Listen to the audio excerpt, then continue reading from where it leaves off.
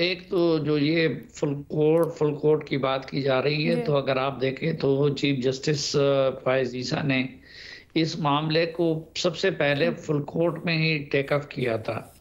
और पहले उन्होंने फुल कोर्ट का इजलास बुलाया कि उसमें मशवरा करें कि क्या होना चाहिए और उधर भी जो फैसले हुए थे वो फ़ाइज़ ईसा के अकेले नहीं थे, बल्कि पूरे फुल कोर्ट के फैसले थे और फुल कोर्ट ने ही ये एडवाइस किया था कि चीफ जस्टिस को मिलना चाहिए हुकूमत से और ताकि वो जुडिशियल कमीशन बनाए, इंक्वायरी कमीशन बनाए। बल्कि यहाँ तक कि कोर्ट इस कल पर। वज़ीर कानून कह रहे थे कि जो 3 नाम सुप्रीम कोर्ट की तरफ से आए थे, तो उसमें जो सरफ़हरिस्त नाम था तसद्दुक़ जिलानी का, हुकूमत ने उसी को ऑप्ट किया। तो एक तो ये है कि जब वो बात नहीं बन सकी और उसको पॉलिटिसाइज़ किया गया, उस पे तनकीद हुई, वो मामला बिगड़ गया, तो फिर सो मोटो लेना पड़ा और बिल्कुल दुरानी साहब ने उसकी सही वज़ाहत कर दी क्योंकि अब जो नया कानून है, उसकी रूह से फिर अपील का हक़ जिस बेंच को मिलेगा, तो वो वही बेंच होगा कि जिसमें पहले वाले जज नहीं बैठेंगे और ज़ाहिर-सी बात है कि फिर अगर 7 रुकनी बेंच के खिलाफ फैसला अपील सुननी हो, तो वो 8 रुकनी बेंच को होना चाहिए। अच्छा, कम से कम इस पे तो अल्लाह का शुक्र अदा करना चाहिए ना कि इससे पिछले सालों में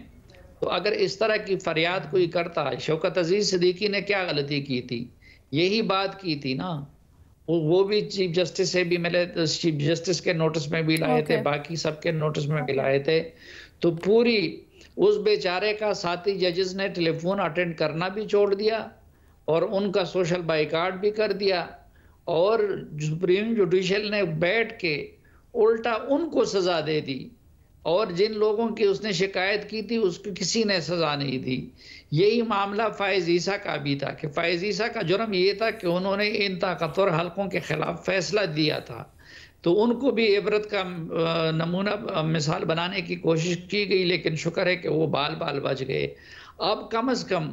इतनी बेहतरी तो आई है कि जिन जजेस ने आवाज़ उठाई है, तो उनको हीरो तस्वर किया जा रहा है। दूसरी बात कि सुप्रीम कोर्ट भी एक्शन में आ गया और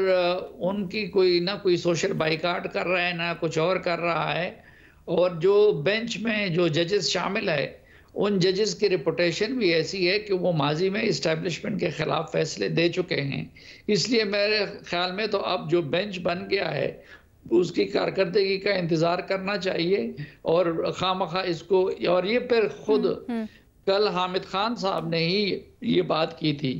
कि इसमें सियासी जमातों को नहीं कूदना चाहिए। उन्होंने अपनी जमात के जो लोग इसमें तनकीद कर रहे थे,